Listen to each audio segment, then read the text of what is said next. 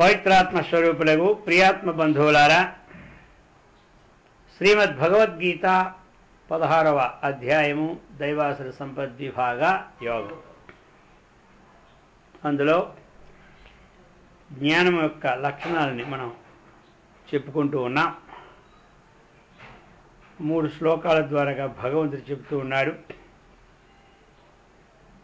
ఇందులో మనం అభయం సత్వ సంశుద్ధి, జ్ఞానయోగ వ్యవస్థితి, దానం దమశ్చ స్వాధ్యాయ స్తప ఆర్జవం, ఇది మనం చెప్పుకున్నాం. అహింసా సత్యమక్రోధ త్యాగశాంతిరపైశునం దయాభూతేషు అలోలత్వం మాధవం హ్రీరచాపలం. భగవంతుడు చెప్తున్నాడు ఇప్పుడు అహింస ఒకటి, సత్యము, అక్రోధము, త్యాగ, శాంతి, అపైశునం, దయా, భూతేషు దయ, అలోలత్వం, మార్ధవం, హ్రీరం, చాపలం. ఈ శ్లోకంలో ఈ గుణాలు చెప్తూ ఉన్నాడు. అహింస అది నా హింస, అహింస అన్నమాట. అహింస అంటే హింసింపకుండా ఉండుట. ఎట్లా? ఇది మనోవాక్కాయ కర్మన ఏ ప్రాణికి హింస చేయకపోవడమే అహింస. మనస్సు చేత కానీ, వాక్కు చేత కానీ, అలాగనే శరీరము చేత కానీ. అర్థమైందా? ఈ మూడింటి ద్వారా మనం ఏ ప్రాణికిని బాధ కలిగింపకుండా ఉన్నటువంటి పరిస్థితి ఏదైతే ఉందో దాని పేరే అహింస. మరి ఎట్లా ఇది? సర్వథా, సర్వదా. సర్వదా అంటే ఏ సమయంలోనైనా సరే ఇతరులకి నొప్పి కలిగించకూడదు. సర్వథా అంటే ఏ ప్రకారముగానైనా సరే ఇతరుల్ని నొప్పి కలిగించకూడదు. అయిందా? కొంతమంది ఏమంటాడు, ఆ సమయంలోనూ చేయవలసి వచ్చింది అంటాడు. అర్థమైందా? ఇంకోటి అంటాడు, ఈ విధంగా చేయవలసి వచ్చింది కానీ లేకపోతే నేను ఆ పని చేసేవాడిని కాదంటాడు. అయ్యా, నువ్వు ఏ విధంగా అయినా నువ్వు అహింసా వ్రతాన్ని చక్కగా శీలించిన వాడు అయితే ఏ ప్రాణికి కూడా వాక్కు ద్వారా, కొంతమంది ఏమి కొట్టరు కానీ కొట్టిన దాని కానీ నీకు కొట్టడం, ఆ కొడితో దెబ్బతో ఆ గడితో పోద్ది. ఇది తిట్టుందా, ఇది జీవితాంతం ఉండిపోతుంది. అలా కొంతమంది తిట్టుతూ ఉంటుంటారు. తిట్టిన దానికంటే సుఖం అంటే కొట్టిందే ఇంక సుఖం. అదొక దెబ్బతో వదిలిపోదు. ఈ తిట్టింది మరి అంటే తిట్టకూడదు, కొట్టకూడదు, 6 ఎక్కువ తప్పులు చెప్తాను, అంతేగాని అదేమాట. అందుచేత ఇవి అన్నమాట. కొంతమంది మరి చేతితో కానీ వాక్కుతో వాగ్బాణాలు అంటారు. ఇవి వాగ్బాణం గుచ్చుకుందంటే కావున్న మనసును కూడా తీసేస్తుంది అనమాట. ఆడిదనమాట వాగ్బాణం. అందుకో ఇంకా మనస్సుతో కూడా ఇతరుల్ని మనం ఆలోచన చేయకూడదు, కష్టపెట్టాలని, నష్టపెట్టాలని, ఈ విధంగా. అందుకే అహింస పరమో ధర్మ అన్నారు. అదే అన్ని ధర్మాల్లోని కల్లా ఏది గొప్పదంటే అహింస. సర్వే ధర్మా అహింసాయాం ప్రతిష్ఠిత అన్నారు. సమస్త ధర్మాలు కూడా అహింసలో ఇమిడిపోయి ఉన్నాయట. ఎలా ఇమిడిపోయి ఉన్నాయనుకుంటే, ఏనుగు పాదంలో అన్ని పాదాలు ఇమిడిపోయేటట్లుగా. ఏనుగు పాదంలో ఏ జంతువు పాదం పెట్టినా అందులో సెట్ అయిపోతుంది. కుక్క పాదంలో ఏనుగు పాదం పట్టదు కానీ ఏనుగు పాదంలో మొత్తం అందరి పాదాలు పట్టేస్తాయి. అంటే ఏనుగు పాదంలో అన్ని పాదాలకి ఏ విధంగా అయితే ఆశ్రయం ఉందో అన్ని ధర్మాలు మనకి అహింసలో ఆశ్రయమై ఉన్నది. ఒక్క అహింసా వ్రతాన్ని చక్కగా శీలిస్తే అన్ని ధర్మాలు వాడు శీలించినట్టు అనమాట. అందుచేత మా హింస సర్వా భూతాన్ని. కాబట్టి ఏ ప్రాణికి మా హింస, హింస అంటే బాధ పెట్టడం, అహింస అంటే బాధ పెట్టకుండా అది చెప్తున్నారు. ఈ అహింస అన్నటువంటి చాలా గొప్పది. ఇప్పుడు ఇప్పుడు డాక్టర్ దగ్గరికి వెళ్ళాం మనం, ఏదో చేతిలో బాగోలేదనో వెళ్ళాం, ఏళ్ళకి ఏదో వచ్చింది వ్యాధి అని. ఇప్పుడు ఆ డాక్టర్ ఏం చేస్తాడు, అది చూసి ఈ ఏళ్ళు కానీ ఉంటే మిగతా ఏళ్ళంటికి వ్యాధి ప్రాకరిస్తుంది కాబట్టి దీన్ని తీసేది మంచిది అంటాడు, చనిపోయినటువంటి. ఇక ఆయన తీసేస్తాడు. అది తీస్తే అది హింస అది హింస కాదు. ఎందుకంటే అది హింస కాదు, అది హింస కాదు. అదేమాట ఎందుకో అది తీయకపోతే మొత్తం అన్నిటికీ జబ్బు వచ్చేస్తుంది. అందుకే ఆ ప్రకారంగా హింస అది కాదు. పిల్లలు ఉన్నారు, ఇప్పుడు తప్పు చేస్తారు, వద్దని పనే చేస్తుంటారు. ఇప్పుడు పెద్దవాళ్ళు 2 కర్రతో కొడతారు. ఇప్పుడు ఇది హింస, ఇది హింసగా. అది స్కూల్లో టీచర్ ఉన్నాడు, పాఠాలు చెబుతూ ఉంటుంటాడు, వీళ్ళేమో పల్లవులు పాడుతూనే ఉంటుంటారు. అర్థమైందా? మరి ఇప్పుడు టీచర్ ఊరుకుంటే నేను వీళ్ళు కొడితే హింసించిన వాడిని అయిపోతానేమో అని ఊరుకోడు అనుకో, చదువుతాడు వాడు. వీడు కొట్టినంత హింస అది కాదు.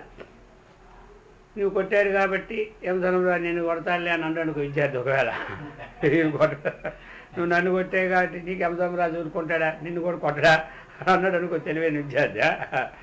అంటే ఏం కొట్టడు. అర్థమైందా? ఎందుకంటే ఇది హింస కాదు.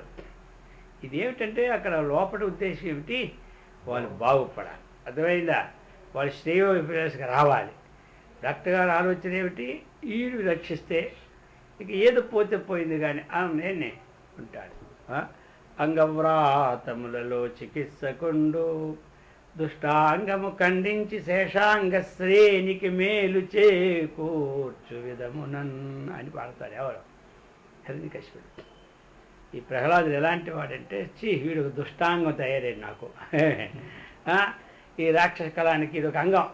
ఎలాంటి అంగం అంటే అంగవ్రాతములలో ఈ అంగాల సమూహంలో ఏదో ఒక అంగం చెడిపోయిందంటే మిగతా అంగాలు హాని కలుగుతుంది. కానీ అంగం ఎలా తీసేస్తాడో ఈ దుష్టాంగం ప్రహ్లాదుడిని తీస్తే కానీ ఈ రాక్షస కోణం తెక్కిన అంగాలు బాగుపడదామని ఒక ఉదాహరణ ఇస్తుంటాడు. అర్థమైందా? దుష్టాంగము ఖండించి శేషాంగ శ్రేణికి మేలు కోల్పేదములైనా ఆ విధంగా చెబుతాడు ఆయన. వాడికి వాడు దుష్టాంగం అయినాడు. హరి అన్నాడు, వాడికి దుష్టాంగం. ఇంకేం చేస్తాం మనం? ఎందుకంటే వాడి ప్రక్రియ అలాంటిది. హరి గిరి నువ్వు అన్నావంటే జాగ్రత్త అంటుంటాడా, హరి అనమని మనం అంటుంటాం. సరే, మొత్తం మీద అది వాడి ప్రారంభం, వాడి యొక్క శాపం. అందుచేత ఇప్పుడు మనం తెలుసుకునేది ఏమిటి అంటే, ఎవరిని హింస పెట్టడం అదే. అది రాగద్వేషయుక్తంతో కూడినటువంటి హింస ఉంటుందా, అది హింస. ఇప్పుడు కొంతమందికి ఏది 10 మందిలో నాకు అవమానం వచ్చిందనో, లేకపోతే ఇంకోటి వచ్చిందనో ఇక తర్వాత వాళ్ళు ఏం చేస్తాడు, మళ్ళీ హింసించడానికే చూస్తూ ఉంటుంటారు. అంతే కదా. ఒకరు ఎవరైనా అంటే ఆ సంస్కారం లేని వాళ్ళు, వాడిది నువ్వు తప్పు చేశాడు అనుకో, నువ్వు తప్పు అన్నావు అనుకోండి, అప్పుడు వాడు ఏం చేస్తా ఊరుకుంటాడా? అందుకే చెప్పాడు, సహనం సర్వదుఃఖానం అప్రతీకార పూర్వకం. 10 మందిలో ఒక్కొక్కరు ఉంటుంటారు, వాడు తప్పు చేస్తాడు, వాడు కొడతాడు. ఎందుకు కొట్టావని అడిగావు అనుకో, వాడు మొదలెడతాడు. ఎవడు కొట్టాడు? నేను కొట్టాను మళ్ళీ మొక్కాను అంటాడు. అన్నాడంటే వీడికి గుండె తీసేస్తాడు. అందుకని అప్పుడు ఓర్చుకుంటాడు. కానీ తర్వాత మళ్ళీ వీడు పని పడదాం ఏకాంతంగా మళ్ళీ వీడు ఆలోచన చేస్తాడు. అందుకని ఇదంతా కూడా ఏమి రాగద్వేషాలతో కూడి ఆ హింస జరుగుతుంటుంటుంది. అలా కాకుండా ఏదైనా మనకి ఒకవేళ ఎవరు తిట్టారు, పూర్వజన్మలో మన ప్రారంభం ఉండితేనే మనకు ఎవరైనా తిడతాడు. అర్థమైందా? ఒట్టుకు తిట్టేవాడు, అది మళ్ళీ మనం అన్వయించుకోవాలి. వాడు తిట్టకూడదు వాడికి. మన ఎవడైనా తిట్టనుకోండి, ఒకవేళ గట్టిగా ఏదైనా అన్నారనుకోండి, నిరాపణింద వేసారనుకోండి, అపవాదం లేకుండా అపవాదాన్ని వేసారనుకోండి, ఇప్పుడు వాడిదే తప్పు. కానీ మనమేంది ఇప్పుడు సరే ఏదో ప్రారంభం వాడి ఊరుకున్నాం అనుకోండి, మళ్ళీ వాడు రేపొద్దున అపవాదాలు వేయడం మొదలెడుతుంటాడు.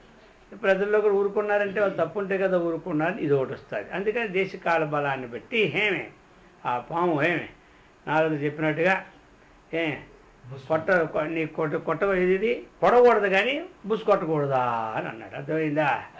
ఆ విధంగా మనం కొన్ని దాంట్లో మనం ఉండాలి.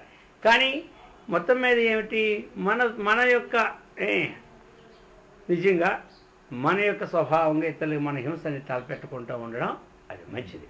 అది అనమాట. అందుకే ఆ అహింసా వ్రతం చాలా గొప్పది అనమాట. అన్ని వ్రతాల్లో అది చేస్తూ ఉంటే ఆమె ఎన్నో వ్రతాలు చేస్తూనే ఉంటుంటాడు. సత్యనారాయణ వ్రతాలు చేస్తూనే ఉంటుంటాడు. వ్రతం పేరే సత్యనారాయణ వ్రతం. అర్థమైందా?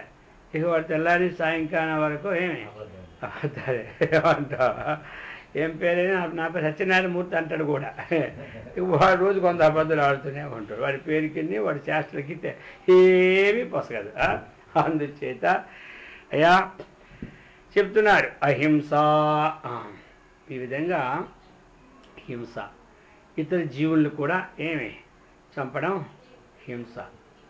కొంతమంది మాంసాహారం తింటూ ఉంటుంటారు. నాదేం తప్పు లేదు కదా, చంపేవాడు తప్పు అనుకుంటాడు వీడు. వాడు చంపే అమ్మేవాడు. ఈ తినేవాడు తింటే కదా వాడు చంపి అమ్ముతాడు. వాడు తినేవాడు ఎవడు తినకుండా ఉంటే ఆ మాంసం కుళ్ళిపోయింది, అది ఎవడు కొంటాడా? వాడు 4 రూపాయలు ఆ యొక్క వ్యాపారం ఎత్తుకుంటాడు. అర్థమైందా? అందుకని ఆ కొన్ని చేయడానికి పనుల్లో వాడికి పాపమే, తినేవాడికే పాపమే. అర్థమైందా? అదే 4 అంటే కొన్ని పనుల్లో. మరి మంచి పనులు కూడా అంతే. మంచి పనులు ప్రేరణలో కూడా పుణ్యేషు పాపేషు చత్వారః సమభాగిన. అర్థమైందా? కర్త కారయిత చేయవ ప్రేరకశ్చానుమోదక. కర్త చేయవాడు, కారయిత చేయించేవాడు, ప్రేరక ప్రేరణ చేసేవాడు, ఆమోద అబ్బాహ్యం. ఏంట నీవు దెబ్బకు వాడి పడిపోయాడంటే ఎంత గొప్పగా కొట్టావంటే అది నేను ఎప్పుడు చూడలేదు అంటాడు వీడు. పొడకంటాడు వాటి ఆమోదం. అర్థమైంది? వాడికి ఆమోదం ముద్ర. వీడికి వాడికి నలుగురికి పుణ్యకార్యం ఉంది కానీ పాపకార్యం ఉంది సమాన భాగం వస్తుంది. అర్థమైందా? అందుచేత మనం వీలైనంత వరకు అలాంటి దగ్గర ఆ సన్నివేశం చూసుకొని చక్కగా ఉదాసీనంగా ఉంటే తప్పించుకుంటాం. అది విశేషం. అందుకు అహింస. రెండవది సత్యం. ఈ శ్లోకంలో 2 సత్యము అన్నారు. ఆ అహింస కన్నా ఈ సత్యం చాలా కష్టం. అది ఎవరితోనైనా ఇది చూసినట్టు చెప్తే ఒక తప్పు. అర్థమైందా? అది చెప్పకపోతే ఇంకో తప్పు. ఈ సత్యం అంతా చాలా ఈ మానవుడు ఆచరించడమే కష్టమే. నిజంగా ఇప్పుడు చూసాడు అనుకో, అక్కడ ఏదో దొంగతనం జరుగుతుంటే ఇటు తీశారు అన్నాడు అనుకోండి, వెళ్ళి నేను చూశాను అన్నాడు అనుకో, అయిపోయింది వీడి పని. వాడు చెప్పాడు, వాడు తిట్టాడు, వీడు విన్నాడు. నిజంగా వీడు వాడు తిట్టాడు, నేను చూశానే అంటాడు అనుకో, అప్పుడు వీడి పని పోయిందా? అందుకని ఈ సత్యం అన్నటువంటిది అన్నిటికంటే చాలా కష్టమైనటువంటి. సత్యం బ్రూయాత్ ప్రియం బ్రూయాత్. నా బ్రూయా సత్యం అప్రియం ప్రియంచ నానృతం బ్రూయాత్ ఏష ధర్మ సనాతన అన్నాడు. అయ్యా సత్యాన్ని పలుకో. అది ఎలా ఉండాలి? ప్రియంగా ఉండాలి. సత్యం ప్రియహితం. హితం అంటే మన అదే మాట ఇతరులకు మేలు కలిగినట్టు ఉండాలి. అర్థమైందా? తర్వాత అది ఎలా ఉండాలి? ప్రియంగా ఉండాలి. అంతే కదా, మనం మాట్లాడిన మాటల్లోనే ఆ ప్రేమ ఉంటుంది. అది ఏముంది, ఏం కావాలంటే ఎలా ఉంటుంది? ఏమయ్యా ఏం కావాలి అసలు అంతసేపు నిలబడ్డంటే అయిపోయా. అర్థమైందా? ఇంతే అనమాట. రండి కూర్చోనంటే ఎలాగా, ఏం వచ్చా నిలబడి కూర్చోకూడదా అని అంటే అది అయిపోయాయి. ఏమిట్రా వీడికి అంతే అనుకుంటాం. అందుకని మనం ఆ ప్రియమైనటువంటి వాగ్భాషణాల్ని అభ్యాసం చేసుకోవాలి. అర్థమైందా? అప్పుడే మనకి చక్కనేటువంటి శాంతి సుఖం కలుగుతుంది. అబద్ధం ఆడకూడదు అన్నారు. అది ఆడుకుంటూ ఉంటే చాలా గొప్పది. సత్యహరిశ్చంద్రులాగా ఎన్ని కష్టాలు వచ్చినా పడ్డాడు.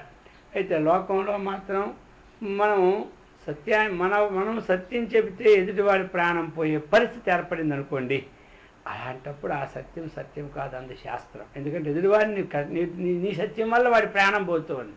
అలాంటప్పుడు అబద్ధం నువ్వు వాడినా పర్వాలేదు అంటాడు ఆయన. ఎవరు? శుక్రాచార్యుడు వారిజాక్షులందు వైవాహికమునందు ప్రాణ విత్త మాన భంగమందు చికిత గోకులాగ్ర జన్మరక్షణమందు బొంకవచ్చు నఖము పొందరిపు అంటాడు. కానీ ఈయన మాత్రం అబద్ధం ఆడలేదు. ఎవరు? బలిచక్రవర్తి. ఇది బలిచక్రవర్తి ఆడలేదు, శుక్రాచార్యుడు చెబుతాడు. ఆయన గురువు కాబట్టి ఈయన 3 అడుగులు దానం ఇస్తానన్నావు, ఇస్తే వీడు 3 లోకాలు ఆక్రమించుకుంటాడు. ఇవి వచ్చేవాడు ఎవడో తెలుసా? విష్ణువు. ఆ ఇంద్రుడి రాజ్యం ఇవ్వాలని నీ దగ్గర కపట వేషంతో వచ్చినవాడు అని చెప్పేసినాడు. ఎవరు? గురువు గారు. అర్థమైందా? ఆయన చెప్పాడనమాట. అప్పుడు చెప్తాడు, అయ్యా ఇప్పుడు ఎవరైనా ఉన్నారు, పిల్లని చూడాలి, వెళ్ళినారు. ఆ పిల్లలో కొన్ని దోషాలు ఉంటాయి. ఆ పక్కవాడిని అడుగుతాడు, ఈ అబ్బాయిలో ఏమి దోషాలు ఉన్నాయా, ఈ అమ్మాయిలో ఏమి దోషాలు ఉన్నాయా అని అడుగుతారు. అబ్బాయిని చూడడానికి వచ్చినప్పుడు అబ్బాయి సంగతి అడుగుతారు, అమ్మాయిని చూడడానికి వచ్చినప్పుడు అమ్మాయి అడుగుతారు ఆ పక్క వాళ్ళందరికీ. ఇప్పుడు ఆ పక్క వాళ్ళు ఏం చెప్పాలి? పక్క వాళ్ళు ఏం చెప్పాలి? అబ్బో ఈ అమ్మాయి సంగతి మేమే చూడలేకపోతున్నాం, మీరు ఎలా చేసుకుంటారంటే అందుకని అయ్యా అలాంటి సమయంలో అబ్బో ఆ అమ్మాయి చాలా మంచిదాయండి, మేము చూస్తున్నప్పుడల్లా మాకు ఆ దోషమే కనబడలేదు, కొంచెం చూడనప్పుడు ఏం పడుతుందో అది అబద్ధాన్ని చెప్పినట్టు ఉండదు. అర్థమైందా? ఏమంటారా? ఆ మొత్తం మీద అటువంటి వాళ్ళే లేరని చెప్పామనుకో అది. అందుకని కొన్ని దగ్గరలో చూసుకొని పోతుండాలి. అలాగే ఇప్పుడు నువ్వు 3 అడుగులు ఇచ్చావనుకో, మొత్తం నీకు 3 చెప్పలు చెల్లి తాగిస్తాడు ఈయన, మొత్తమే పోతుంది. అప్పుడు మేము అక్కడ ఉంటాం, మేమందరం పోవలసిందే. పార్టీ ఎప్పుడు పోయిందో ఆ పార్టీ వాళ్ళందరినీ మొత్తం అక్కడ అడ్రస్సే ఉండేవారు. అర్థమైందా? మా మాత్రం ఉండడమే కానీ పదవులు ఇస్తాడే పోడా. ఆ విధంగా ఇక నీవు పోయినావు అనుకో, ఇక వాడి పార్టీ దిగుతుంది, దేవేంద్రుడి పార్టీ. అర్థమైందా? ఇక మా పని ఏమైపోయినట్టు. సరే అది చూసుకోవాలా, నీకు చూసుకోవాలి, నేను గురువుని కాబట్టి అన్నీ చూసుకోవాలంటాడు ఆయన. కానీ ఆయన కట్టాడు. నిరయంబైన నిబద్ధమైన ధరణి నిర్మూలనంబైన ఓ హరుడైన హరి అయిన నీరజ భవుండభ్యాగతుండైన నౌతిరుగన్నేరదు నాదు జిహ్వధీవర్య వేటికని అంటాడు. అయ్యా నాకు నరకమే రాని ఆ వచ్చినవాడు హరి అంటున్నావా? హరి అయిన హరుడైన ఈశ్వరుడైన లేదు బ్రహ్మదేవుడైనా నాకేం పర్వాలేదు, ఒక్కసారి నేను చెప్పేశాను 3 అడుగులు ఇస్తానని ఇచ్చేస్తానంటాడు. ఎవరు? ఇంకా అంటాడు. అప్పుడు అంటాడు శుక్రాచి, నేను చెప్పిన మాట వెళ్ళలేదు కాబట్టి నువ్వు భ్రష్టుడు అవుదువుగా అని చెప్పించేస్తాడు. అర్థమైందా? అది ఏం భ్రష్టుడు ఏమిటి? ఆయన ఇచ్చాడు చెప్తాడన్నమాట. ప్రపంచం అంతటికీ కూడా ఆహారాన్ని పెట్టినటువంటి వాడు, పోషకుడు. ఎల్లప్పుడూ కూడా ఆ లక్ష్మీనే కోరుతూ ఉంటుంటారు అందరూ. అటువంటి లక్ష్మి ఎప్పుడూ సేవ చేస్తున్నటువంటి మహావిష్ణువు చెయ్యి క్రింద నా చెయ్యి పైన ఉంటే ఇంతకంటే నాకు ఇక లోకంలో భాగ్యం ఉందంటాడు. అర్థమైందా? అటువంటి వాడి చెయ్యి కింద ఉండడం, నా చెయ్యి పైన ఉండడం ఇంకేమంటాడు. కాబట్టి ఛాన్స్ దొరకదని తెలుసు ఎవరికి.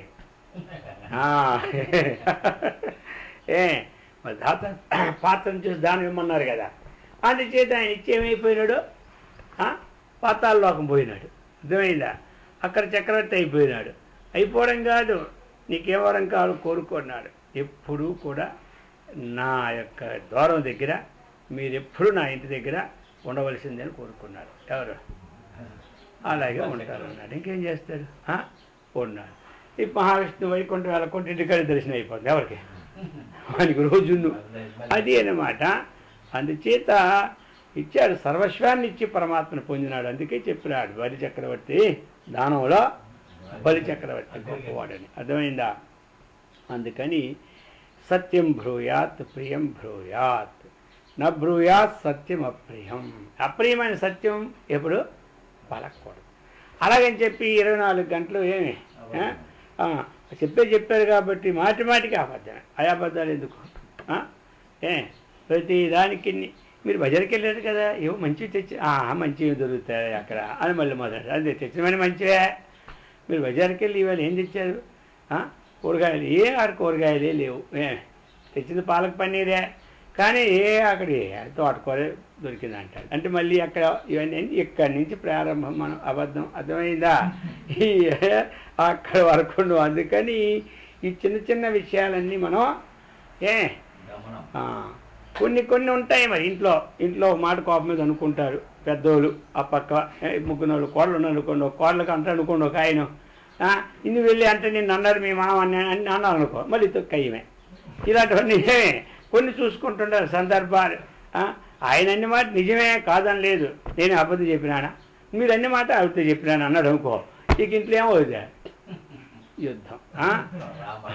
అర్థమైందా? ఇవన్నీ మనం చూసుకోవాల్సిన పనులు, ఇవన్నీ శాస్త్రాలు రాసి ఉంటాయా? అర్థమైంది కదా? అది నువ్వు చూసుకో. ఇతరులకు కష్టం కలిగినటువంటి సత్యాన్ని ఎప్పుడు పలకన్నా, అది అన్నమాట. అందుచేత ఇది చాలా అన్నిటికన్నా కష్టం. అర్థమైందా? ఇది అన్నిటికన్నా ఇవాళ మీరు ఎన్ని లడ్డూలు చేసి అడిగారు అనుకో, 100 అయితే 100 అయితే 50 మంది వచ్చి ఇంకొక 50 ఉంటాయి కదా, తీయండి అవి, అందరికి మరి వచ్చి తీరు వచ్చింది అంటాడు. అర్థమైందా? మీరు ఇప్పుడు 100 చేసి 50 అన్నారా 100 అన్నారా? ఏమి అర్థమైందా? ఇలాంటివన్నీ ఉంటుంటాయి కొన్ని అనమాట.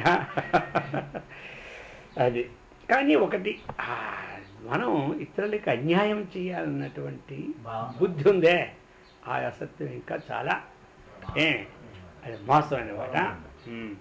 ఇప్పుడు ధర్మరాజు ఉన్నాడు, ఏం చేశాడు? జీవితంలో ఒక్కసారి ఆయన అబద్ధం ఆడాడు అంతే. ఇక అందుకన్నా జీవితంలో హత కాదు, అక్కడ కుంజర హతహేళగా చెప్తా, హత లేకపోతే వినపడదు కదా. ఆ కుంజర అనేసేపటికి ఏమిటంటే ఈ డబ్బులు ఎక్కువ సౌండ్ చేసినారు వీళ్ళు, అదే అనమాట. ఆయన కనపడకుండా అశ్వత్థామ అతహ అంటే ఏమిటంటే ఈయన అబద్ధం అన్నాడు. అశ్వత్థామ అనే పేరు గల పెద్ద ఏనుగు అందులో చచ్చింది అప్పుడే 1 గంట ముందు. అశ్వత్థామ అన్నటువంటి ఏనుగు ఒకటి చచ్చిందనమాట. అందుచేత ఈయన పేరు ద్రోణుడు కొడుకు అశ్వత్థామ కాబట్టి నేను అశ్వత్థామ హతహనమంటే నేను అన్నేశాడు. అవి ఏనుగు పోయింది, ఆ ఏనుగు కుంచడం అంటే ఏనుగు కదా, అందుకనే అశ్వత్థామ అన్నటువంటి ఏనుగు పోయింది అని వాడు చాలు అని అన్నాడు. సరే అనుకోని ఇంకేం చేస్తాడు, 10 రాడు మాట పాటి సరే చేద్దాం. అశ్వత్థామ అతహ అని అన్నాడు. అనేసరికి బాగున్నది. కుంజర అనేసరికి డప్పులు డోళ్ళు ఈ మాట ఆయనకి వినబడింది. కుంజర అనే మాట మరి వినబడలే. ఆయనకి ఎప్పుడు వినబడలేదో బాణం వదిలేసినాడు. అశ్వత్థామ నా కొడుకు లేని జీవితం నాకెందుకని వదిలేశాడు. కాబట్టి ఈయన ఏంటి మరి ఎదుటివాడి బోధతోనే ఇప్పుడు ఈయన అబద్ధం చెప్పడం వచ్చింది తన పక్షానికి ఉండాలని. అది చిన్నదే అబద్ధమన్నా దానికోసం ఏం చేశాడు మళ్ళీ ఆయన మనసులో ఒకటి బయటకు ఒకటి అయిపోయింది. మన కుంజరం అనేది బయటికి, మనసులో ఏమిటి అశ్వత్థామ ద్రోణుడు చావాలని. అందుకని ఈ మనోమయమైనటువంటిది ఉంది కాబట్టి ఆయన అందుకే అక్కడికి యమలోకం వెళ్ళవలసి కాసేపు ఉండవలసి వచ్చింది అందరు దిగి. అది అందుకని మనం దీన్ని బట్టి ఆలోచించుకొని వ్యవహారం నడుచుకోవాలి. అహింస సత్యమహాసత్యం అక్రోధ చెబుతున్నాడు. ఇప్పుడు క్రోధం అనేది ఉండకూడదన్నాడు. అది ప్రతిదానికి క్రోధం కోపం తెచ్చుకుంటే కోపం పాపానికి మూలం. అర్థమైందా? ఆ కోపం ఏం చేస్తుంది? తన కోపమే తన శత్రువు అన్నాడు. అందుకు కోపమే పాపానికి మూలం అన్నాడు. అందుకు కోపం అన్నటువంటిది మనం తెచ్చుకుంటే మనలో ఉన్నటువంటి శక్తి అన్నటువంటిది పోతుంది బయటకు. అది ఒకసారి ఒక ఉగ్రరూపం వల్ల కాళికాదేవిలో కోపం వచ్చింది అనుకోండి ఎవరికైనా, అప్పుడు ఏమవుతుంది? మనలో ఉన్నటువంటి సంపాదించినటువంటి ఒక పుణ్యశక్తి బహిర్గతం అయిపోతుంటుంది ఆ కోపం వచ్చినప్పుడు. అది అందుకనే మనం కోపం వచ్చినప్పుడు కోప్పడాలి. పిల్లలు బాగా లేవనాడు కోప్పడదు. ఆ కోపం అన్నటువంటిది అంతఃకరణానికి హాని కలగకుండా ఉన్నట్టు కోపం ఉండాలి. రాగద్వేషయుక్తమైన కోపమే నష్టం. అది అనమాట. నేను చెప్పిన మాట వినలేదు కాబట్టి వీటి సంగతి ఏదో చూద్దాం అనుకుంటాడు ఒకడు. అర్థమైందా? ఈ కోపం ఏం చేస్తుంది? వాడికి నష్టమే. అది అనమాట. సరే వింటారు. మన పుణ్యం ఉంటే ఎవడైనా వింటాడు, పుణ్యం లేకపోతే వినడు. అర్థమైందా? పుణ్యం ఉంటే 10 మంది సేవ చేస్తామంటారు, పుణ్యం లేకపోతే ఎవడు చేయడు. అర్థమైందా?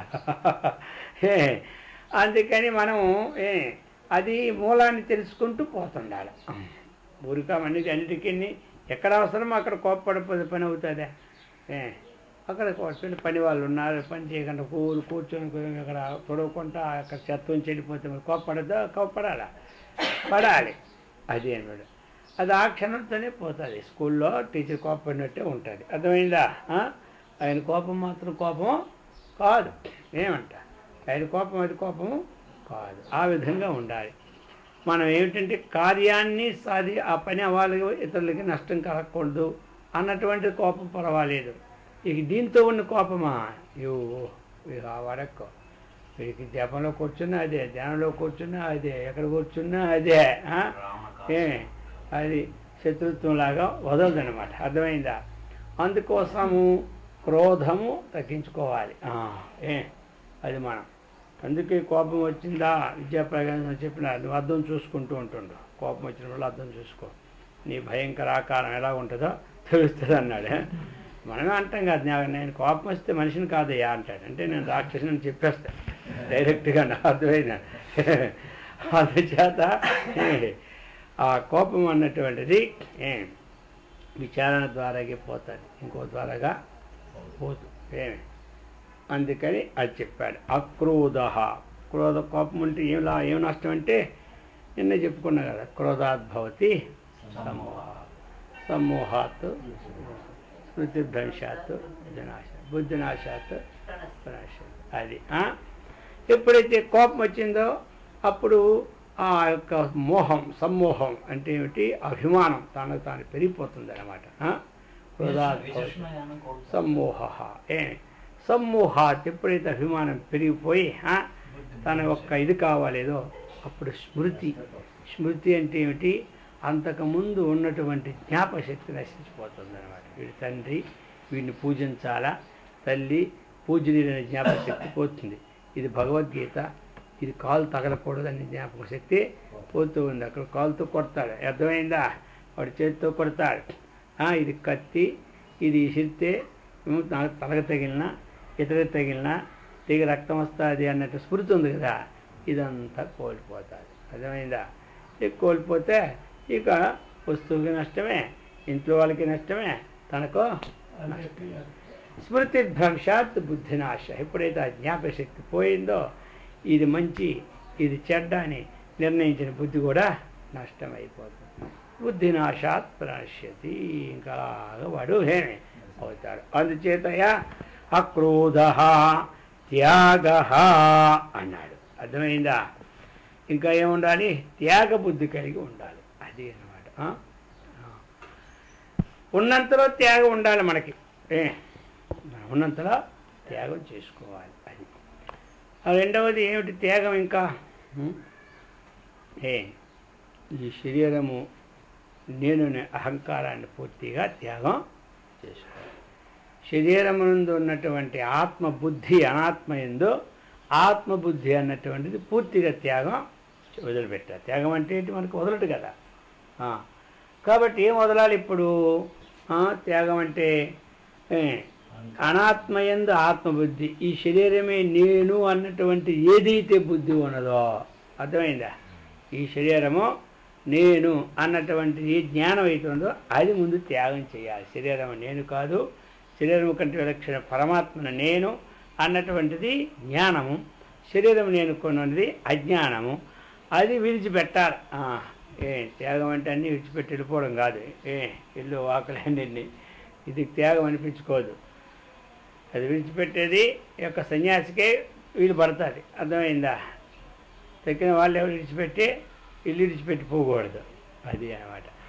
అందుచేత త్యాగము అన్నాడు. అందుకు త్యాగేన ఏకే అమృతత్వం ఆనసు. అమృతత్వాన్ని పొందుతాడు ఎవడు? ఈ త్యాగబుద్ధి కలవాడు. ఈ త్యాగము అజ్ఞానాన్ని త్యాగం చేయాలి. అది మెయిన్ అన్నమాట. ఇవన్నీ త్యాగం చేశాను, నేను ఎంతో త్యాగం చేశానంటే ఏం త్యాగం? అది త్యాగం కాదు. తన యొక్క అజ్ఞానాన్ని ముందు త్యాగం చేసేసుకోవాలి. అది అసలుది. అది ఇది త్యాగం చేసినందువల్ల లాభం ఏమొచ్చిందంటే మళ్ళీ మనకు చక్కనైనటువంటి ధనము, ధాన్యము, ఐశ్వర్యము, సంపత్తి, రూపము, యౌవనము, ఆయుష్ ఇవన్నీ ఉంటాయన్నమాట. ఈ మన ఉన్న దాంట్లో త్యాగానికి. కానీ జన్మ తప్పదు. అది త్యాగం చేసినామా జన్మ రాహిత్యం అయిపోతుంది. పరమాత్మ స్వరూపం పొందుతాం. అది చెబుతున్నాడు. త్యాగం. అందుకే ఒక ఆయన చెప్పినాడు, ఎవడయ్యా గొప్ప త్యాగి అని ప్రశ్న వచ్చిందనమాట లోకంలో. ఎవరికి మంచినీళ్ళు కూడా పోయకుండా కాయకు కూడా ఎంగిలి మెతుకు పెట్టినట్టు లోభే మహాత్యాగి అన్నాడు ఒకడు. ఏమంటాడు వాడు ఎవరికి కాయకి కూడా ఎంగిలి చేతులు దోపడు.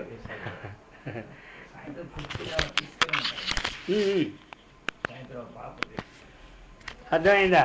అందుకని త్యాగం అన్నటువంటిది మనకు మనమే చూసుకోవాలి. ఏముంది నాలో ఇప్పుడు గుణం, ఏ గుణం ఉంది నాలో? రాగమా, ద్వేషమా, ఈర్ష్య, అసూయ, వీటిని ముందు త్యాగం చేయాలి. అర్థమైందా? ఈ ధనము ధాన్యం సంగతి పక్క పెట్టు. లోకం బాగుండాలి అంటే ముందు మనం బాగుండాలంటే, మన ఇంట్లో వాళ్ళు బాగుండాలి అంటే ముందు మనలో ఉన్నటువంటి ఏ గుణాలు అయితే ఉన్నాయో ఆ గుణాలు ఏం చేయాలి? అవి త్యాగం చేయాలి. సంవత్సరానికి ఒక గుణం బర్త్డే వచ్చింది, ఊరికాన్ని బర్త్డే వచ్చేదో చేసుకుంటూ ఉంటాం. కాబట్టి మనలో ఏ చెడు గుణాలు ఉన్నాయో ఒక గుణాన్ని త్యాగం చేయాలి. అప్పుడే మనం లోకంలో గొప్పవాళ్ళం అవుతాం. స్వభావంగా మనకు ఉంటుంటారు కొన్ని ఆధ్యాత్మికులు ప్రవేశించిన తన స్వభావ గుణాలు కొన్ని వదలక, అర్థమైందా, వాటిని అంటిపెట్టుకొని ఉండిపోయి ఇదే పరమార్థం అనుకుంటారు. అది పెద్దవాళ్ళ ఆచరణ, గ్రంథంలో విషయాల్ని తెలుసుకొని తన స్వభావంకి విరుద్ధంగా వాటి అనుసరణకి విరుద్ధంగా మనది కదా అని ఎవరికి వాడు తెలుసుకొని త్యాగం చేసుకోవాలి. అర్థమైందా? ఎవరికి వాడు తెలుసుకొని త్యాగం చేయాలి. ఎవడు చెప్తాడు, ఎవడు చెప్పడం. అర్థమైందా? ఇట్లా చెప్పాడు నువ్వు త్యాగం చేయాలి, చూసుకో. నాకు చెప్పాడు కోప్పడతాను, వాళ్ళు చెప్పరు. కొంతమంది మరి గురువులు కూడా ఏం చెప్తారు, ఏవో వీడికి మాటికి అంటుంటే వీడు ఎప్పుడు నాకు ఇవ్వాల్సింది ఇస్తాడు ఎవడు అని వారికి కూడా చెప్పడు. అలా ఏమి ఉండకూడదు. త్యాగం చేయడం అంతే.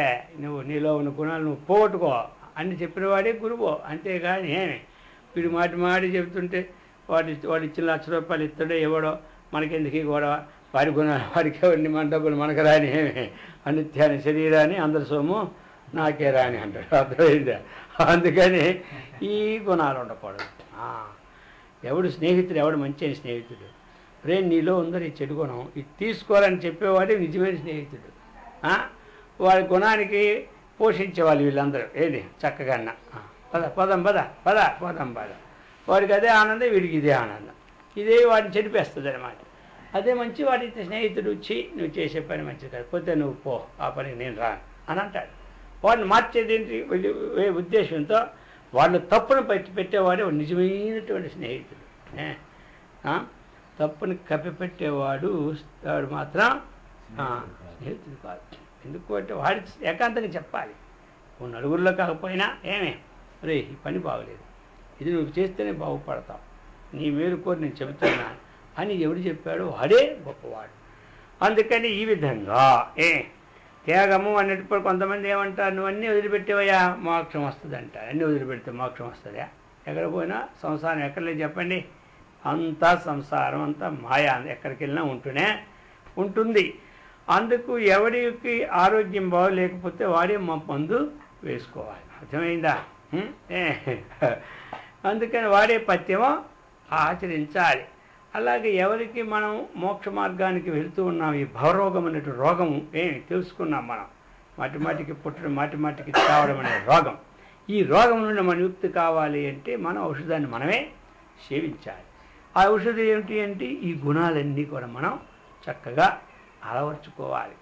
అప్పుడు ఆ రోగానికి ఈ ట్యాబ్లెట్లో పనిచేస్తాయన్నమాట.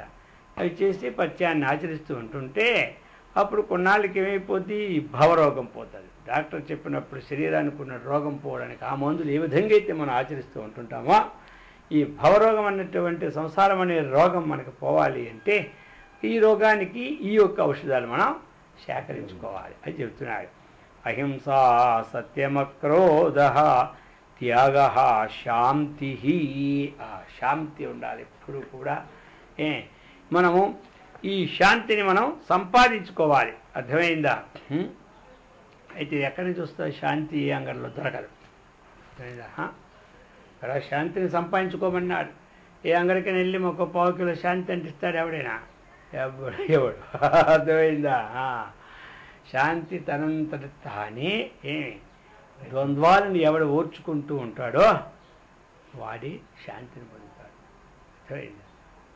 మరి ఓర్చుకోలేని వాడు అశాంతిని, పరిస్థితిని బట్టి ఉన్నదానితో మింటినైన వాడికి శాంతి ఉంటుంది. వీడు ఎప్పుడో నేను ముందు కూడా ధనవంతుడు, నేను బాగా ఖర్చు పెట్టాను, నాకన్నీ హై క్లాస్ ఉండాలి, ఇప్పుడు హై క్లాస్ దిగిన డబ్బులు లేనప్పుడు కూడా ఏమవుతాడు? అశాంతి. ఎవడే అప్పుడెప్పుడో వెళ్ళాడు, 5 స్టార్కి వెళ్ళే హోటల్కి వెళ్ళాడు, కాఫీ తాగి వచ్చాడు, ఇప్పుడు ఆ కాఫీ తాగాలని అవుతుంది డబ్బు లేనివాడా? ఆ విధంగా అప్పుడేదో కాజు కిస్మిస్తూ తిన్నాడు, అప్పుడేవో అన్నీ వేసి ఫస్ట్ క్లాస్ ఏసీ రూమ్లో వెళ్ళాడు, ఇప్పుడు డబ్బు రావడం లేదు, ఇప్పుడు అదే ఉండాలనేటువంటి భావం ఉన్నవాడికి శాంతి రోజు దొరకదు. ఎప్పటికీ ఏది భగవంతుడు ఇచ్చాడో దానితో మనం వెళ్ళాలి. ఎప్పటికీ ఏది భగవంతుడు ఇచ్చాడో దాంతో వెళ్ళాలి. ఉన్నవాడు ఉన్నప్పుడు ఖర్చు పెట్టుకున్నావు, నువ్వు ఇప్పుడు లేదు, నువ్వు అది నాకు లేదు అన్నటువంటి చింత పడకో, నీకు శాంతి రాదు చింత ఉంటే. చింతా చతయోర్ మధ్య చింత ఏవ గరియసి అన్నాడు. ఆ చిత అంటే విషము, చింత అంటే ఇది. ఈ రెండిట్లో ఏది గొప్పది అంటే, ఈ విషం ఒక్క జన్మకే వాడు తాగాడంటే ఈ జన్మకే చంపుతుంది, కానీ ఈ చింత ఉందా ఇది అన్ని జన్మల్ని చంపుతూనే ఉంటాడు. వీటి మాటికి అర్థమైందా? అందుచేత మనం శాంతి అన్నటువంటిది మనం అలవర్చుకోవాలి. శాంతి ఎక్కడ? శాంతి నిలయమని పేరు పెట్టుకుంటాం, ఇంట్లోకి వెళ్తే అశాంతే. అర్థమైందా? సరే పేరు కొట్టి తప్పేం లేదు అనుకో, ఆ పేరుకైనా మన సార్థకం చేసుకోవాలి కాబట్టి గోలు పెట్టకండి, శాంతిగా ఉండండి, ఎందుకంటే ఆ పేరు పోద్దని అనుకోనే ఉంటుంటాడు శాంతిగా. అందుకని ఈ విధంగా అశాంతస్య కుత సుఖం అన్నాడు భగవంతుడు. శాంతము లేక సౌఖ్యం లేదన్నాడు త్యాగరాజు. అర్థమైందా? కాబట్టి అటువంటి శాంతి సుఖము అన్నటువంటిది మనము పొందాలి. 24 గంటలు కష్టపడి 100 రూపాయలు తెచ్చుకొని ఆ గుడిసెల్లో ఉన్నవాడి కన్నా నాకు మాత్రం సుఖం ఉంది, అప్పుడే శాంతి కలుగుతుంది. మన పరిస్థితిని బట్టి శాంతి పొందాలంటే ఆ రోడ్డు మీద ఉన్నవాడిని చూసుకుంటే శాంతిగా ఉంటాం. ఇప్పుడు మనమేమో ప్రధానమంత్రిని చూస్తానంటే అవుతుంది శాంతి. ఆయన కూర్చుంటే ఏసీ, లెగిస్తే ఏసీ, బాత్రూమ్కి ఏసీ, అన్నిటికీ ఏసీలు అవి. అర్థమైందా? 3-4 ముచ్చట్రా మురిసిపడ్డారు అన్నట్టు అన్ని ఏసీలే. కాబట్టి ఇప్పుడు మనకు అవన్నీ వస్తుంది. అందుకని అటువంటి వాటితో నీవు తీసుకోకు. నీ మానవత్వానికి నీకు కావాల్సింది ఆహారం ఉండాలి, తినడానికి, కట్టుకోవడానికి బట్ట ఉండాలి, ఉండడానికి ఏదో ఒకటి ఉండాలి. రావు అంతవరకు సంతోషిస్తే ఏమవుద్ది? శాంతి వస్తుంది. ఎంత డబ్బు ఉంటే శాంతి కలుగుతుందా? డబ్బు ఉంటే ఏమి శాంతి ఉండదు. డబ్బు ఉన్నవాడికి మరీ భయం, రాత్రి నిద్ర పట్టదు. మనం అడవిలో పడుకున్నా మన నిద్ర పడుతుంది. డబ్బు ఉన్నోటి ఇద్దరు పడుకోమని చూస్తాను, గంట సేపు వాడి గంటకు నిద్రే పట్టదు. ఎప్పుడు ఇంట్లోకి వెళ్ళి పడుకుంటే నిద్ర వస్తుంది వాడికి. 11 నిద్ర, వాడు ఒక్కడే వెళ్ళగల ఈ రోడ్డు మీదకి. 11 వాడు ఒక్కడ చచ్చినా వెళ్ళాడు. వాడికి వెనకడు ముందు పోలీసులు ఉంటేనే మధ్యన వెళ్ళవలసిందే వాడి బతుకు. కానీ అర్థమైందే, వాడు నిద్ర పట్టకపోయిన రూములు చావలసిందే, కానీ వాడు బయటికి వెళ్ళి వాడు ఉండలేడు. మనకి ఎక్కడైనా పర్వాలే, అయ్యేమంత కావాలంటే బియ్యం ఏదో పట్టుకుపోతుంది, మనకి ఎక్కడ తెచ్చుకుంటే ఏముంటుంది మనకి? ఇంకంతే కదా, ఇంకేమో పడిపోతుంది వాడు ఊరికన్నా. అందుకని మనం ఎక్కడ పడుకున్నా మనకు శాంతిగా ఉంటుంటుందా? అందుకని మనం ఆ స్టేజ్లోకి వెళ్ళి శాంతి తెచ్చుకో. మళ్ళీ శాంతి ఎక్కడ దొరుకుతుంది మనకి? ఆ పరమాత్మ తత్వాన్ని చక్కగా విచారణ చేసుకోవాలి. ఇది ఆత్మ, ఇది అనాత్మ విచారణ చేసుకొని ఆ నిత్య శుద్ధ బుద్ధ ముక్త స్వరూపం, సచ్చిదానంద స్వరూపం నేను అన్నటువంటి విజ్ఞానాన్ని ఎవడు తెచ్చుకుంటాడో వాడికి మహాశాంతి. యశా బ్రాహ్మీ స్థితి పార్థ నైనాం ప్రాప్ విముహ్యతి స్థిత్వా శ్రావంతకాలేపి బ్రహ్మ నిర్వాణం గచ్చతి అన్నాడు. అటువంటి వాడు శశాంతిం అధిగచ్చతి అన్నాడు. అందుచేత ఆ శాంతి అన్నటువంటిది ఈ ఆధ్యాత్మికమైన వేదాంతాన్ని ఎవడైతే బాగా విచారణ చేసుకొని పట్టించుకుంటాడో వాడికి శాంతి వచ్చింది. ఈ పూట వెళ్ళాం, ఒక్కొక్క దగ్గర భోజనం బాగుంటుంది మనకి. ఓ పెళ్ళికి వెళ్ళాడు, ఓ దగ్గరికి వెళ్తాడు, ఉప్పు ఎక్కువ, కారం తక్కువ, మరి వాడికి అశాంతే. ఇది జ్ఞాని ఏం చేస్తాడు?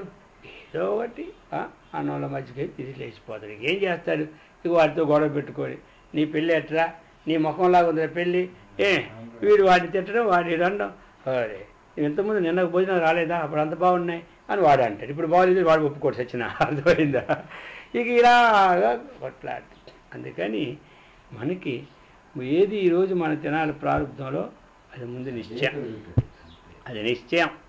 అందుకని అది జ్ఞానం కలిగినట్టు, అందుకే నేర్చుకోవాలంటాను. అది నేర్చుకోవాలి. అది నేర్చుకుంటే మనకేమవుతుంది? అప్పుడు మనకు తెలుస్తుంది. మన ఫండమెంటే ఒకటి ఉంది కదా, పురాకృతమైనటువంటి పుణ్య విశేషం కానీ పాప విశేషం కానీ మనం అనుభవించాలన్నటువంటిది మనకు ఒక ఫండమెంటలీ ఉంది. కాబట్టి ఆ ఫండమెంటలీ విధానం తెలుసుకుంటే మనకేం కష్టం నష్టం ఉండదు. ఫండమెంటలీ విధానాన్ని అందే నీకు సంశయం ఉంటే కష్టము నష్టమే కదా. అర్థమైందా? ఒక శాసనం ఉంటుంది రాజ్యసభలో. ఇక ఆ శాసనాలన్నీ వాళ్ళు బయట రూల్స్ మొట్టమొదటి పెద్ద పెద్ద వాళ్ళందరూ కూర్చొని తయారు చేస్తారు వీకర్ శాసనాలు. ఇది భగవంతుడు చేసిన శాసనం, మనకి వేదం. కాబట్టి ఆ యొక్క ఆ ఫండమెంటలీకి అందరూ పాలవ్వాలి. ఏమంటారు? ధనవంతుడు కానీ ధనహీనుడు కానీ అందరూ పాలైనప్పుడు మనకేం కష్టం? నువ్వు తప్పు చేశాడు, శిక్ష వెయ్యు. నువ్వు ధనవంతుడికి శిక్ష మానేసి దరిద్రుడికి శిక్ష వేస్తూ ఉంటుంటే అంతా అశాంతి లోకం. అర్థమైందా? నువ్వు శిక్ష వేసినప్పుడు నీ ధనవంతుడు ధనహీనుడితో సంబంధం లేదు. ఇక వీడు వెళ్తాడు, వీడు 20 కోట్లు ఇచ్చాడంటే వీడు శిక్ష లేదు, పాడు లేదు, ఇంకేమి. కానీ ఇక్కడ తప్పించుకుని నీకు అక్కడ తప్పుతుందా? నీకు అక్కడ మొత్తం వడ్డీతో సహా నీకు శిక్ష వేస్తాడు. నీకు వచ్చే జన్మలో మరి ఇంకా ఘోరాది ఘోరమైన శిక్షలు అనుభవిస్తావు.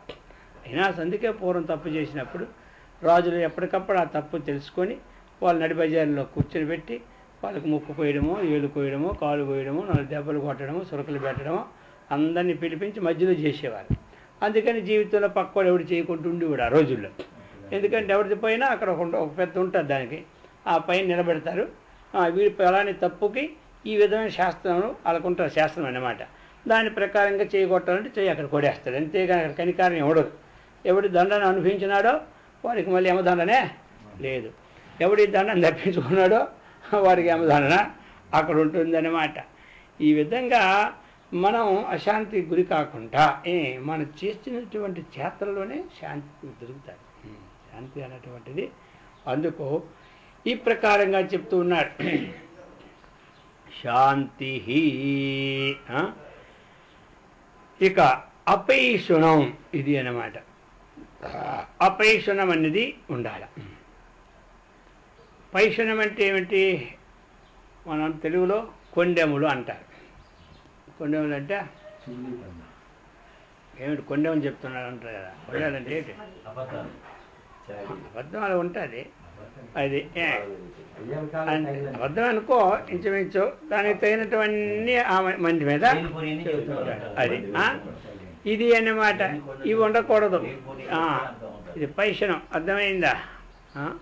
వాడి మీద అన్నీ కొండేలు చెబుతుంటాడు పక్క వాడితో. వీడు అలాంటివాడు, వీడు ఇలాంటివాడు, వీడి సంగతి నీకు తెలియదా అని రకరకాలైనటువంటి కొండేలు ఆరోపణ చేస్తాడు.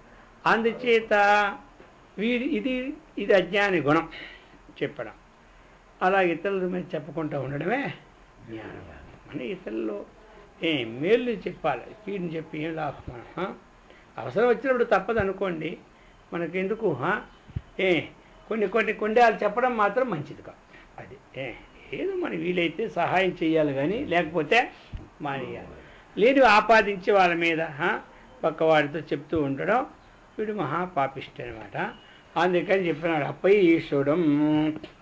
ఇక దయా ఉండాలి. చూడగానే పేదవాళ్ళని కానీ దీనులు కానీ చూసినామనుకో వెంటనే మనకేమైనా ఆ మనస్సు కరగాలి. అయ్యో ఎంత బాధపడుతూ ఉన్నాడు, భోజనం లేక రోడ్డు మీద బాధపడుతున్నాడు అని ఏదో సరిగ్గా వాడి పూర్వస్థితి మనకు వద్దు. అర్థమైంది కదా. ఇక కాబట్టి మనం ఆ దయాగుణం దీనేషు దయ ప్రసారం చేయాలి. వాళ్ళు ఒక్కొక్కరు మరి దయ అంటే అందరి ఎందుకు దయ చూపెట్టాలంటే అవుతుంది. డబ్బున్నోడు వాడి మీద దయ ఎందుకండి మాట వస్తుంది. అందుకని దీనిలో దయ పెట్టమని చెప్పినాడు అనమాట. దయ ఎవరైందంటే భూతేషు జీవులు ఎందు, అన్ని జీవులు ఎందు దయాభావాన్ని అని చెప్పాడు. అలోలత్వం అది అనమాట. అలోలత్వం, ఇది లోలత్వం అన్నమాట. ఇది ఉండకూడదు. ఏమి లోలత్వం అంటే ఏమిటి? మనకి ఆ విషయములు యందు ఆసక్తి, అది లోలుడు. లోలుడు అంటే కదా లోలుడు అయిపోయారా అంటారు, అదే లోలత్వం. తెలుగులో లోలుడు అయిపోయాడు అంటారు కదా, దానికి ఒకడు లోలుడు అయిపోతాడు అంటే ఆ లోలత్వం అయిపోతాడు. ఆ విషయం కొంతమంది శబ్దానికి లోలుడు అయిపోతారు, కొంతమంది స్పర్శానికి లోలుడు అయిపోతారు, కొంతమంది రూపానికి లోలుడు అయిపోతారు, కొంతమంది రుచికి లోలుడు అయిపోతారు, కొంతమంది సుగంధ ద్రవ్యాలకి లోలుడు అయిపోతారు. అందుకని ఈ లోలత్వం మళ్ళీ మనకి ఏమి ఆ ఇంద్రియానికి ఆ వస్తువుకి ఎడబాటు అయిందంటే ఇక వాడికి అర్థమైంది కదా, ఇక జీవితం ఎందుకు అనిపిస్తుంది అనమాట. అందుకని నువ్వు లోలత్వాన్ని పెంచుకోకని చెప్తున్నాడు. అర్థమైందా? ఈ లోలత్వం అది ఎవరితో ఎంతవరకు ఉండాలో అంతవరకు పెట్టుకోవాలి. అతి స్నేహం పాప పంకిలం అన్నాడు. అర్థమైందా? ఏ వస్తువుతో కానీ ఏ వ్యక్తితో కానీ. అందుకని లోలత్వం అన్నటువంటిది మన జ్ఞానం లేకముందు లోలత్వాన్ని పడినా జ్ఞానం కలిగినంత దిద్దుకోవాల్సిన పాయింట్స్ ఇవన్నమాట. ఇప్పుడు ప్రతివాడు ఆకాశం చూసి పడతాడా? 3 గుణాలు ఉండినవాడే కాబట్టి ప్రతివాడు ఏదో ఒక లోపం లేకుండా మనిషి ఉండడు. అర్థమైందా? పాపపుణ్యం మిశ్రమ జన్మ కాబట్టి ఎవరిలో ఏదో ఒక లోపం ఉంటుంటుంది. ఆ లోపము అని తెలుసుకున్నవాడు బాగుపడిపోతాడు. నేను చేసింది కరెక్ట్ అనుకున్నవాడు చెడిపోతాడు. లోపాన్ని దిద్దుకోవడానికి ప్రయత్నం చేసేదే మానవత్వం. పశుపక్షాదులు అవి దిద్దుకోలేవు. అర్థమైందా? నువ్వు పాము పొడడం దానికి అలవాటు. ఓ పాము గారు మీరు పొడుస్తూ ఉన్నారు, దీనివల్ల 10 మంది చస్తూ ఉన్నారు, మీరు ఈ పని మానంటే 1000 సార్లు చెప్పినా దానికి ఒకటి ఎక్కేది లేదు, దాని బుద్ధి మానుకుండేది లేదు. అర్థమైందా? అందుకే వాడు పశువు అయిపోయాడు. పశుత్వం అంటారు. వీడు పశువులా ఎన్నిసార్లు చెప్పినా సరే ఇది పశువులా అంటుంటే అనిస్తారు. అందుకని మనకి మార్చుకున్నటువంటి యోగ్యత మనకు ఉన్నది. అర్థమైందా? అందుకు మనమే మారాలి. ఎవరి కోసం? మన కోసమే. ఇదంతా మనం నిత్య జీవితంలో మనం ఇవన్నీ చక్కగా ఉంటే మనం శాంతిగా ఉంటాం. మన వైపు చూసేవాడు కూడా శాంతిమైన వాతావరణంలోకి వస్తుంటాడు. అది అంటే తొందరగా రాడు. కొన్నాళ్ళు అలా మనం శాంతిగా ఉంటుంటే వాడు శాంతి అవుతుంటాడు, లేకపోతే అవలేదు. అందరికి చెప్తూ ఉన్నాడు, అయ్యా నీవు దయాభూతేషు లోలత్వం, ఆ విషయములు ఎందు ఆసక్తి లేకుండా ఉండాలి. ఇక అది ఆసక్తి లేకుంటే ఎట్లా ఉంటాడు అంటే, ఆసక్తి ఉంటుంది. నేను కూడా చెప్పాను నిన్న మొన్న, ఆసక్తి అనేది పూర్తిగా నీకు విడిచిపెట్టమని చెప్పలేదు. అతి సర్వత్ర వచ్చేయచ్చు అన్నాడు. అర్థమైందా? ఆసక్తి ఇప్పుడు ఆహారం తినని ఆసక్తి లేకపోతే ఎలాగా ఉంటుంది? ఇక ఏదైతే రుచిగా ఉందో ఈ రుచైన పదార్థమే రోజు తినాలనుకోవడమే, అది ఉండకూడదు. ఇప్పుడు రుచిగా ఉంది ఓ పదార్థం, దాని విలువ కూడా ఎక్కువే, ఎప్పుడో తెచ్చుకుంటాం ఒక దుకాణం నుండి. ఇక రోజు ఇదే తినాలన్నటువంటి ఆసక్తి బంధం, కానీ అది బంధం కాదు. అది చెప్తున్నాడు, అది లోలత్వం. అర్థమైందా? ఇక వాడి వదలడు అంతే. ఏది తిన్నా అది తింటేనే వాడికి రుచి. అందుకని అది ఉండకూడదు. అది మనకి మానవుడికి నష్టాన్ని కలిగిస్తుంది. తెలిసిందా? అందుకని మనం ఇలాంటివన్నీ కొన్ని మనమే తెలుసుకోవాలి. తెలుసుకొని మార్పుకు తెచ్చుకున్నప్పుడే మన మానవత్వం ఉంటుంది. ఏమంట? సరే తెలుసుకున్నాడంటే ఎప్పుడైనా మారుతాడు. అగ్ని పట్టుకుంటే కాలుతాది అని తెలుసుకుంటే వాడు అగ్ని దగ్గర ఎప్పుడైనా జాగ్రత్తగానే ఉంటుంటాడు. వాడికి ఏదో మూర్చొచ్చినప్పుడు కాకపోతే తెలియదు కాబట్టి దాని మీద పడిపోయి అప్పుడు ఆవిడ కాలిన వాడికి అప్పుడు తెలియదు. మూర్చొచ్చడికి ఏదో తెలుస్తుంది, అర్థమైందా? తెలియదు, తర్వాత అని తెలుస్తుంది వాడికి. ఆ విధంగా విషయాన్ని ముందు తెలుసుకోవాలి మనం. ఏమంటారు? విషయం తెలుసుకోవడానికి దీనికి వయోపరిమితి ఏమీ లేదు. చదవడానికి వయోపరిమితి ఉందా? ఏదో చదువుతూనే ఉన్నాడు కదా. లోకజ్ఞానంకి ఇక్కడికి వచ్చేసరికి అప్పుడేనే నీకు ఎప్పుడు మరి అప్పుడు కాపాలి. నువ్వు ఆ పొట్టకూడి జ్ఞానం చిన్నప్పటి నుంచి సంపాదించుకుంటున్నావు. నీకు శాంతి సుఖం వచ్చింది, ఈ జ్ఞానం సంపాదించుకోవాలంటే నీకు 60 ఏళ్ళు 80 ఏళ్ళు దాటి నాకు పోవాలి. కానీ ఇప్పుడే పోతున్నాడంటే ఇప్పుడు పోకపోతే నువ్వు 80 ఏళ్ళ వరకు ఉంటే నీకు గ్యారంటీ ఉందా? నువ్వు ఇప్పుడే సంపాదించుకో. నువ్వు జ్ఞానం సంపాదించుకుంటే ఇల్లు వాకలు వదిలేస్తాడు ఎవడైనా. నువ్వు అంత జ్ఞానం వదిలేసినావా, కలెక్టర్ అయితే ఇల్లు వదిలేసినా ఏమి చేస్తే పో. అలాగనే నీకు శాంతి సుఖం చేయకూడదు. నువ్వు కలెక్టర్ అయినా నీకు అశాంతే. నువ్వు చెప్పిన మాట మీ ఆవిడ వినలేదు అనుకో ఏమవుతుంది? నువ్వు ఊర్లోకి వెళ్ళి నువ్వు కార్లు తిరిగిస్తే నీకు అందరూ పూలమాలు వేసేది, కానీ నువ్వు ఇంట్లో అడుగు పెట్టావంటే నీకు మళ్ళీ అంతే కదా, అశాంతి. నీకు నీ ప్రారంభం నీకు వదులుతుంది అశాంతి. చెప్తూ నీకు అనుకూలం అయితే శాంతిగా ఉంటావు. నీకు ఒక్కొక్క రోజు వాడు లేకపోతే నా జీవితం లేదు, నీవు లేకపోతే నా జీవితం లేదు అన్నటువంటి విధంగా బతికేవాడు ఇప్పుడు నీకు నాకు సంబంధం లేదని చెప్పుకుంటుంటే దానికి మరి ఇప్పుడు నీకెంత నీ ప్రేమ దొంగ ప్రేమ మంచి ప్రేమ? అదయ్యా, నీ ప్రేమ దొంగ ప్రేమ మంచి ప్రేమ. నువ్వు లేకపోతే నేను ఉండలేను, నేను లేకపోతే నువ్వు ఉండలేమనే మాటకు వచ్చినటువంటి వాళ్ళు నీ జీవితం అలా గడపాలవద్దా? మరి నువ్వు అలాంటి నీ ముఖం నాకు కనపడదు, నా ముఖం నీకు కనపడదు. నీ ప్రేమ ఏం ప్రేమలు ఇవి? అంటే ఏం ప్రేమలు ఇవి? తనకు అనుకూలమైతే ప్రేమిస్తాడు, తనకు ప్రతికూలమైతే ద్వేషిస్తాడు. అది ఉండకూడదు. ఈ విజ్ఞానం లేక అజ్ఞానం వస్తూ ఉన్నది. అర్థమైందా? ఆ చదువుల కోసం ఆ 25-30 ఏళ్ళు కష్టపడి పడి చివరికి ఏమైపోతున్నారు? విజ్ఞానం పూర్వం ఒక సంప్రదాయం అటు ఇటు అవని దానికి నాన్నలే చెబుతున్నాను. వాళ్ళు చిన్న చదువుకొని ఒక సంప్రదాయంగా ఉంటే వాళ్ళు బాగుంటుంది కదా, నీతిగా ఉండేవారు. ఇప్పుడు పెద్ద చదువుకొని ఏమే జీవితంలో 4-5 పనులు వివాహంలో అనుకుంటాడు. అర్థమైందా? నీ ఏ సంప్రదాయం నీకు? అర్థమైందా? అందుకని నీకు ఆత్మజ్ఞానం కలిగింది అనుకో, నీకు పర్వాలేదు. చక్కగా నీకు జ్ఞానం కలిగితే వస్తుంది. మాట ఇంట్లో రాకపోతే ఎవరికి వస్తుంది చెప్పండి? వస్తూనే ఉంటాయి. సర్దుకొని పోయే అలవాటు వస్తుంది. దేనివల్ల? ఈ జ్ఞానం వల్ల. ఆ జ్ఞానం వల్ల నేనేం తక్కువ చదువుకొని నీకన్నానా? అయిపోయి గోయిందా. నీ జ్ఞానం నా జ్ఞానం నాదే కదా గొప్పది అన్నది అనుకోండి. పురుషుడు కానీ స్త్రీ కానీ వ్యక్తులు పెట్టి కాదు మనం చెప్పేది. అర్థమైందా? ఇప్పుడు ఏమైపోయాయి? Starting point. అందుకని ఇంట్లో శాంతి సుఖం ఉండడానికనే మొట్టమొదటి 12 ఏళ్ళు చదువుకుండేవాళ్ళు హాయిగా, మంచి జ్ఞానం సంపాదించుకునేవారు. తల్లిదండ్రులు ప్రేమించేవారు, భార్యని ఏ విధంగా ప్రేమించాలి, భార్య భర్తని ఏ విధంగా ప్రేమించాలి, పిల్లల్ని ఏ విధంగా చూసుకోవాలి, పిల్లలు తండ్రులకి ఏ విధంగా చూసుకోవాలి, అన్ని విజ్ఞానాలు ఏ విధంగా కర్మంచి చేసుకోవాలి, హోమం ఎలా చేసుకోవాలి, పూజ ఎలా చేయాలి, ఇవన్నీ నేర్చుకునేవాళ్ళు. 12 ఏళ్ళలో చక్కగా నేర్చుకుని వచ్చి తాయి పెళ్లి చేసుకునేవారు. మునుకుమారులు అందరూ కూడా మామూలు వాళ్ళు అందరూ కూడా గురుకులంలో. మరి ఇప్పుడు చదువుతూ ఉన్నా ఏం లాభం? చదువు అయిపోయిన తర్వాత ఆయన చెప్పినట్టే తండ్రి వినాలి. ఏమో ఫోన్లిద్దు ఎన్నాళ్ళు పాప చదువుకోవాలి, ఎలాగే వాడు ఎలాగో బాగుంటే చాలని వాడికి సరెండర్ వీడు అవ్వాలి, కానీ వీడు చచ్చినా వీడు సరెండర్ కాడు. చెప్తున్నాను, లోక పరిస్థితి అలాగొచ్చింది అనమాట. అంటే ఇప్పుడు ఎదగేస్తే ఉన్నమైతే పోయింది, చదివితే ఉన్నమైతే పోయింది అంటారు కదా, ఆ పరిస్థితి వచ్చింది. పూర్వం చదువు సంస్కారం చదువుకొని ఆ తల్లిదండ్రులు వినవిధేయతతో ఉండేవాడు.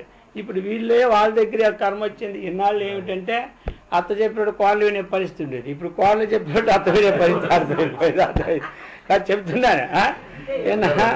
ఎన్నాళ్ళు తండ్రి చెప్పినట్టు కొడుకు వినేవాడు, ఇప్పుడు కొడుకు చెప్పినట్టే తండ్రి వినాలి, లేకపోతే వాడి మూతి మీద గెంజి కూడా పోయాడు వీడు. ఆ పరిస్థితి వచ్చేందుకు ఈ సంస్కార హీనమత్వం అయిపోయింది అంతా. పూర్వం ఏమిటంటే వాళ్ళకి సమత్వ భావం ఉండేది. ఎందుకంటే పూర్వం సమత్వ భావం ఉండేది పెద్దవాళ్ళకి. తన కూతురు కానీ తన కోడలు కానీ ఒకలా చూసుకునే సమత్వ భావం ఉండేది. అర్థమైందా? ఇప్పుడు పోయింది కూతురుతో ఆవేడు, కోళ్ళు తావేడు. అర్థమైందా? అంటే నేను చెప్తున్నాను, ఎందుకంటే జ్ఞానం అన్నటువంటిది ఎక్కడి నుంచి రావాలి అంటే దాని నుంచి రావాలి. మనం పద్ధతి మీద వచ్చినామంటే నీకేమీ ఉండదు. అర్థమైందా? ఎవడి ప్రారంభం వాడి పోషిస్తూనే ఉంటుంది. నీకు జ్ఞానం తెలుస్తుంది కదా, ఎవడి ప్రారంభం వాడిని పోషిస్తుంది. ఎవరిని పోషించేది లేదు లోకంలో. అర్థమైంది? ఎవరిని పోషించేది లేదు. తను తెచ్చుకున్న పుణ్యమే తానే పోయి. నేను లేకపోతే నీ గతి ఏమైనా అవలనక్కర్లేదు, మేము లేకపోతే మీ గతి ఏమైనా వీడనక్కర్లేదు. అలాగే కాదు. ఇప్పుడు ఆశ్రమం వల్ల మాత్రం ఎలాగున్నాయి. పూర్వం గురువు గారు ఎన్ని తిట్టినా శిష్యుడు కదిలేవారు కాదు. ఓ అనేవారు అంతే ఆ రోజుల్లో. హోవయ్యా నీకు ఎవరు ఉండమాట ఇక్కడంటే అలా పడి చచ్చి ఉండేవాళ్ళం ఆ రోజుల్లో. అది ఇప్పుడా? ఇప్పుడు బొమ్మంటే వీడికి గతి లేక నేను పోతాను జాగ్రత్తలు మళ్ళీ అన్నామంటే అంటాడు. ఇప్పుడు గురువు కానీ నువ్వు మాటి కన్నా ఇప్పుడే పోతాను, ఇది పోతే మరి నా బట్టలకి వాడు ఉండదు కానీ వీడి బాధ వీడిది, వాడి బాధ వాడిది. పరిస్థితి అలా అయిపోయింది. ఏం చేస్తావు? కర్మ కాలిపోతుంది. ఇప్పుడేవి అలా మారిపోయింది. ఆ రోజుల్లో కూర్చోమంటే కూర్చోవడం, నిలబడితే నిలబడడం, తిండి పెడితే తినడం, లేకపోతే లేదు. అర్థమైందా? ఈ రోజుల్లో ఎంత తిండి పెట్టినా ఎవడు ఉండడంలే. ఏమంటే ఇంక నా జాబ్ ఖర్చుకి ఏం లేదు అంటాడు. ఇంకా అదే అలాంటి జాబ్ ఖర్చు లేదు, ఏ ఖర్చులు లేవు. అర్థమైందా? అలా ఉండేది పరిస్థితులు మారిపోయినాయి. ఇవన్నీ ఏమిటంటే ఈ విజ్ఞానం అన్నటువంటిది మానవుడికి మానవత్వ ధర్మాలని కూలంకుషంగా తెలుసుకోకపోవడం వల్ల అజ్ఞానం పెరిగిపోతుందన్నమాట. ఆ అజ్ఞానం పెరిగిపోయి ఏమైపోతుంది, లోకం అంతా పాడైపోతుంది. అందుకనే జ్ఞానాన్ని సంపాదించుకోవాలి. ఆ జ్ఞానానికి వెళ్ళనివ్వరి పిల్లల్ని. ఎంతసేపు సెలవు నాడు ఆదివారం వస్తే వినోదాలు తీసుకుపోవడమే కానీ ఎవడో ఉపన్యాసం చెప్పింది తీసుకెళ్ళి ఒక గంట వినిపిద్దామన్న మాట ఎవరికైనా ఉంది ఇప్పుడు? ఎవరికి లేదు. ఇక ఆ పిల్లలకి సాయంత్రం తానేమో స్నానం తెచ్చుకోరు, ఆయన ఇల్లు వినరు. ఆయన ఇక మొక్క వంగంది మానే ఓడా అన్న. ఇక 60, 20, 30 ఏళ్ళు అయిపోయింది, వాడికి ఈ సంస్కారం అలవాటు అయిపోయింది కాబట్టి అందులో పోతాడు. అందుకని ఇప్పుడు చిన్నప్పుడు 10 ఏళ్ళు 5 ఏళ్ళ నుంచి ఆధ్యాత్మిక మార్గం అనేటి మంచి గ్రంథాలను మనం ఇంటి దగ్గర చిన్నప్పటి నుంచి వాళ్ళకి 10 నిమిషాలు చెప్తుండాలి. రోజు ఇలా ఉండాలి, అలా ఉండాలి, ఇలా ఉండాలి, పడి వాళ్ళు మారకుండా ఉంటారు. అర్థమైందా? అది పూర్వం శతకాలు ఉండేవి. అర్థమైందా? ఆ శతకాలన్నీ నేర్చుకొచ్చేవాడ. అల్పుడెప్పుడు పలుకు నాడంబరముగాను సజ్జనుండు పలుకు చల్లగానే తల్లిదండ్రుల మీద దయలేని పుత్రుడు పుట్టనేల వాడు చావనేల ఇలా అని చదువుకొని వంట పెట్టేవి.